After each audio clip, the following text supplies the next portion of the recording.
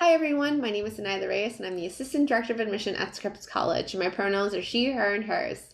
So a little bit about this video. This video will cover interviews in the sense of during the interview and after the interview and questions that you should be asking your interviewer.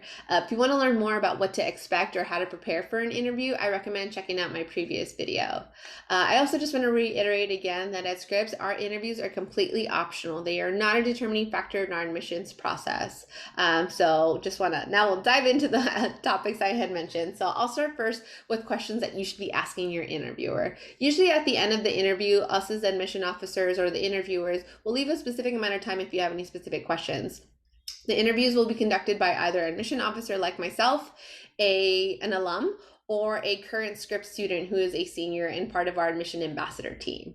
And you'll find out too before you interview who your interviewer will be. You usually get an email like, "Hey, I'm your interviewer." So if you want to be able to see, okay, are they an alum? Are they staff? A current Scripps student, you'll be able to know. So then that way you're able to craft your questions in that way. So if you get a current Scripps student, maybe it's like, what has been your favorite memory at Scripps? Or what have you really enjoyed about Scripps? Or how have you been acting at Scripps? Or what are you majoring in? You know, all those great questions. For a Scripps staff, maybe it's more of what has your experience been like? Well, how would you describe as current Scripps student? Any tips for the application process? You know, and these questions are great questions to ask. For alums, it could be like, what was your favorite Scripps memory? It's almost similar to, I think, the student questions as well. What did you major in? How do you think being at Scripps or a women's college has shifted your experience? These are some. This isn't to say to use exactly these questions. We're not looking for one specific question when you're asking us in the interview. These are just examples.